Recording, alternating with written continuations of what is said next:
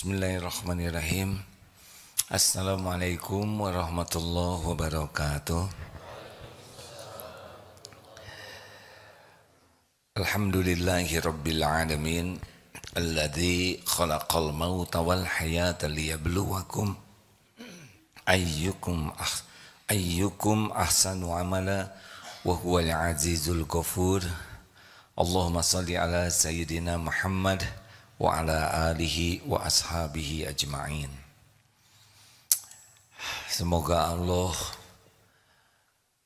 memudahkan bagi kita untuk memahami agama dengan baik dan benar. Dan semoga Allah memudahkan bagi kita mengamalkannya. Amin. Dan semoga Allah memilih kita bisa menjadi jalan tersebarnya kebenaran ini. Amin ya rabbal alamin. Dulu kita tidak ada sama sekali. Lalu diciptakan babak pertama ada di alam rahim. Dulu kita pernah ada di rahim ibu. Kemudian selesai alam rahim, tidak bisa kembali lagi. Sekarang kita sedang ada di alam dunia ini. Sekarang lagi hidup, ya kan? Akan datang satu saat berakhir episode alam hidup ini. Kita pasti mati. Bakal berakhir. Apapun yang kita raih dunia ini akan tetap tertinggal di dunia ini. Tidak ada yang dibawa selain amal. Lalu kita pindah ke alam lain, yaitu alam barzakh. Ini bisa terjadi beberapa tahun lagi, atau beberapa bulan lagi, atau beberapa hari lagi. Kita pindah alam ini. Ada yang kemarin masih ngobrol, menyimak, sekarang sudah beda alamnya. Ada yang tadi malam masih tidur dan sekarang sudah ada di alam yang lain. Kita tidak ada jaminan besok atau nanti sore masih ada di alam ini. Berapa banyak yang hari ini akan meninggal? Nah, akan ada alam barzah dan nanti ada yaumal hisab, ada nanti saat perhitungan, ada akhirat. Sekarang apa yang namanya sukses? Sukses itu yang aslinya adalah masuk surga. Itu sukses. Jadi alam dunia ini adalah alam mampir. Kita ini sedang mampir nih di sini, bukan di sini kehidupan yang sebenarnya. Kehidupan yang sebenarnya di akhirat nanti. Itu harus masuk ke dalam keyakinan kita. Ini adalah dunia tempat mampir dan dunia ini sepenuhnya adalah ujian. Masih ingat yang kita bahas surat Al-Anbiya 35? A'udzu billahi minasyaitonir rajim. Kullu nafsin dha'iqatul maut wa nabluukum bisyarri wal khairi fitnah wa ilaina turja'un. Ini penting ini. Setiap yang bernyawa, kullu nafsin dha'iqatul maut, akan merasakan maut. Kita benar-benar akan mati. Dan sudah ada jadwalnya. Kita sedang menunggu ini jemputan. Bagaimana kita meninggal? Kita meninggal pada waktu yang sudah ditetapkan Allah.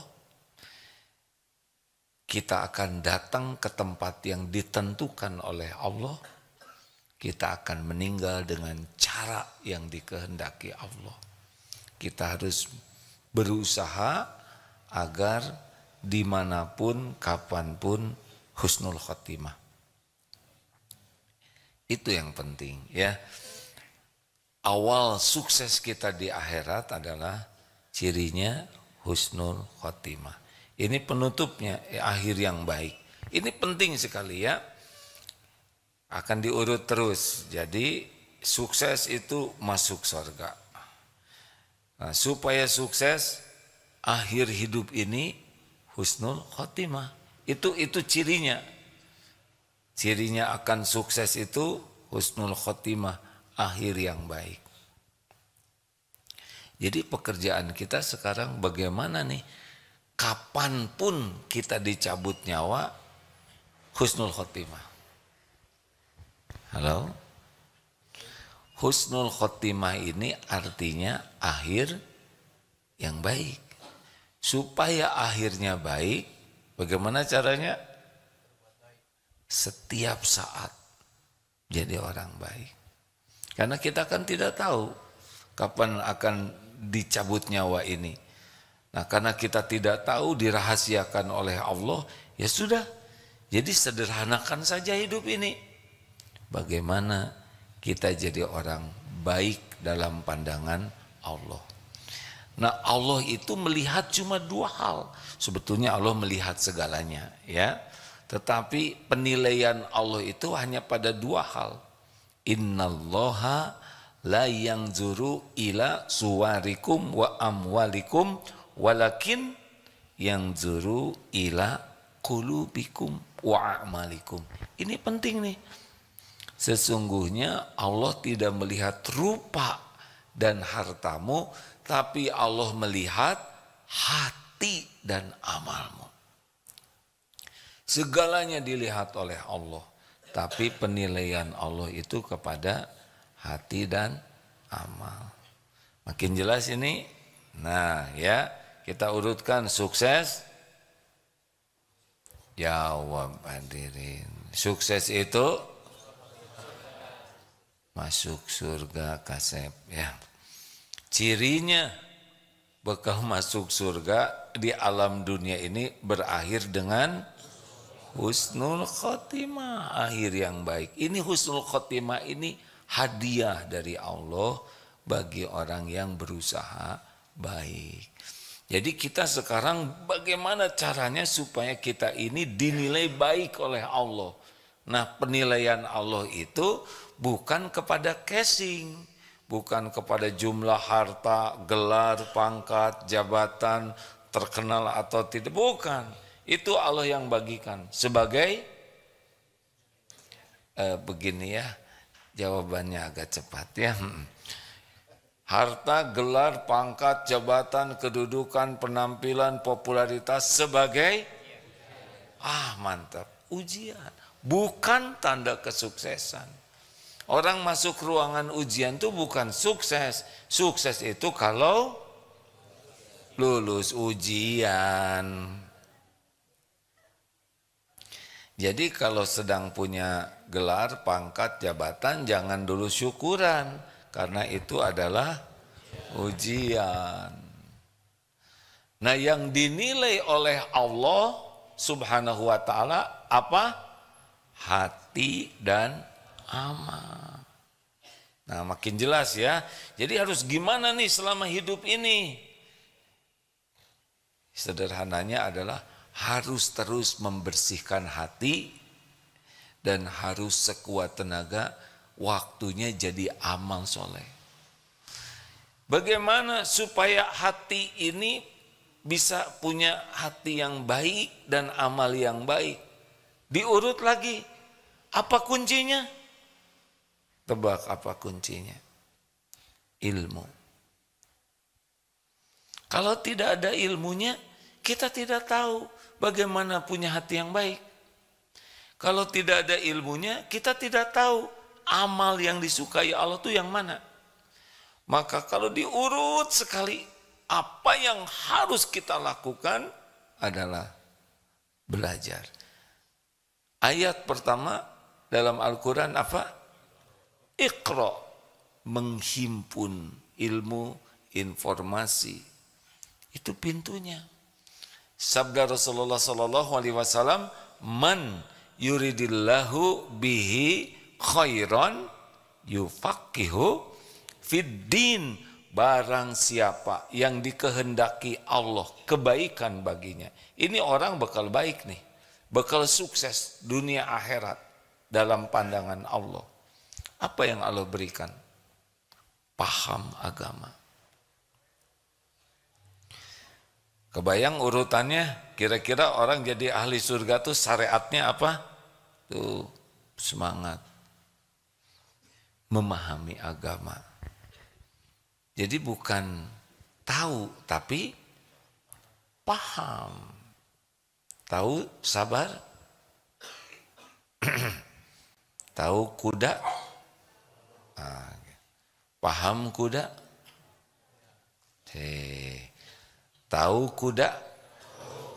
Paham kuda? Nah, antara tahu dan paham beda. Coba. Bisa berkuda?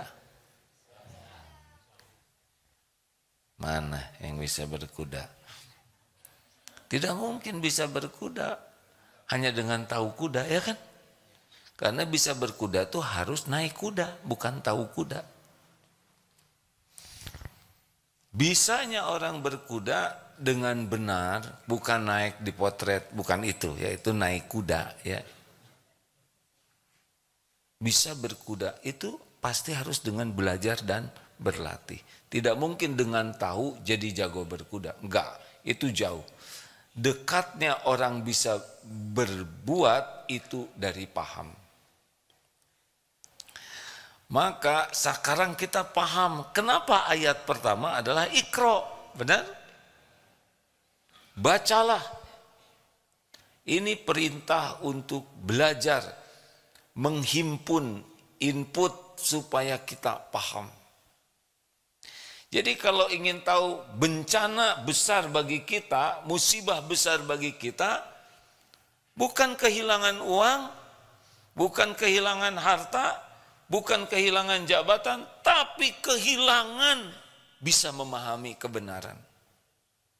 Ini musibah besar. Kalau kita terhalang dari ilmu yang bisa membuat kita paham, itu musibah. Jadi kalau kita satu hari tidak dapat ilmu yang membuat kita paham, itu musibah lebih besar daripada kita kehilangan uang, kehilangan dunia ini. Karena kita kehilangan kunci untuk bisa jadi orang sukses. Ini yang jarang diperhatikan oleh kita. Kita sibuk buka HP yang macam-macam selain agama.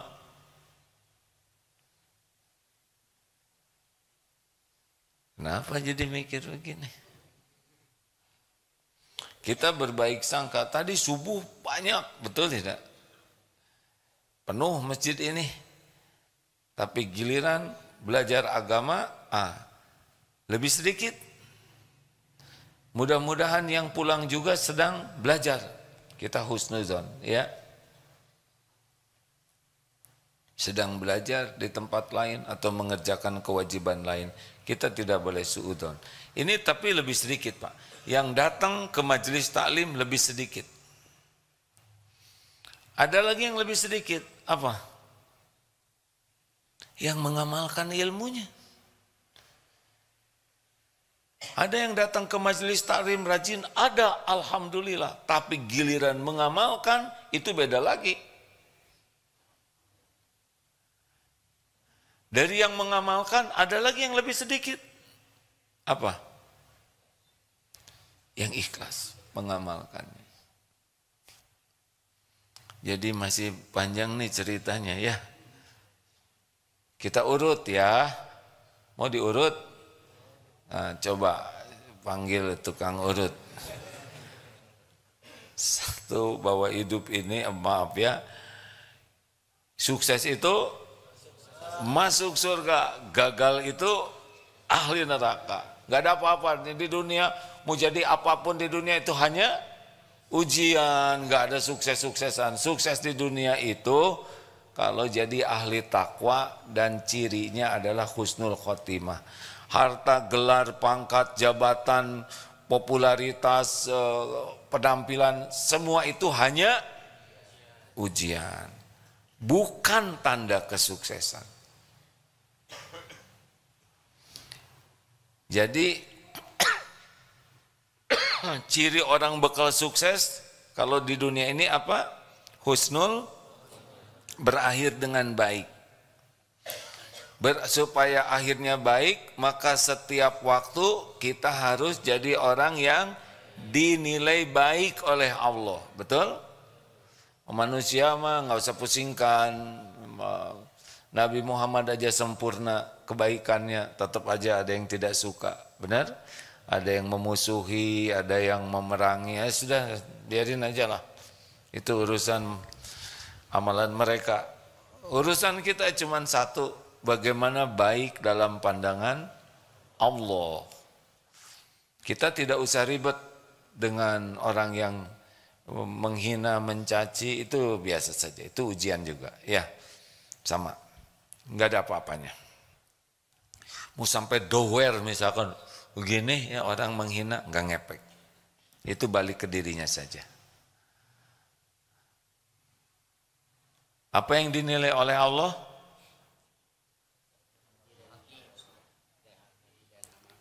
Masa nggak lulus hadirin? Apa yang dinilai oleh Allah? Ini rata-rata rendah hati nih ya. Udah tahu tapi lupa. Hati dan amal. Hati yang bagaimana? Qalbun salim. Yang bersih dari kemusyrikan, bersih dari kemunafikan, bersih dari ujub, riya, takabur, iri dengki, makin bersih. Yauma la yanfa'u malu wala banun illa man atallaha biqalbin salim. Asy-Syu'ara 8889. Ingat, yauma la yanfa'u, hari tiada manfaat, malun, harta, anak-anak, kecuali orang yang berjumpa dengan Allah biqalbin salim. Hati yang bersih. Kalau hati ini baik, bersih, semuanya jadi baik. Ala inna fil jasad mudghah idza saluhat saluhal jasadu kullu wa idza fasadat fasadal jasadu kullu ala wahia al-qalb. Ketahuilah dalam jasad ini ada segumpal daging, kalau dia baik, baik seluruhnya, kalau dia jelek, jelek seluruhnya. Itulah yang dinamakan qalbu. Qalbu yang bagaimana? Ada qalbun mayyit, ada qalbun marid, yang selamat itu qalbun salim. Jadi berjuanglah memiliki hati yang bersih. Hati dulu atau amal dulu? Hati. Bagaimana kalau ada hati tidak ada amal?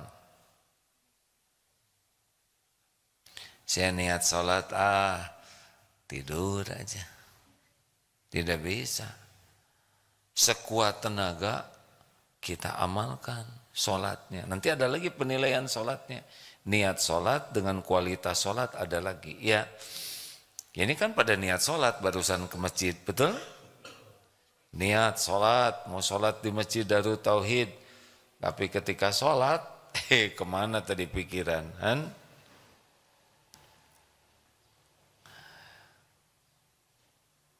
Nah, jadi kita harus fokus supaya punya hati yang bersih dan amal yang benar yang diterima Allah. Itu aja hari-hari yang kita pikirkan, ya.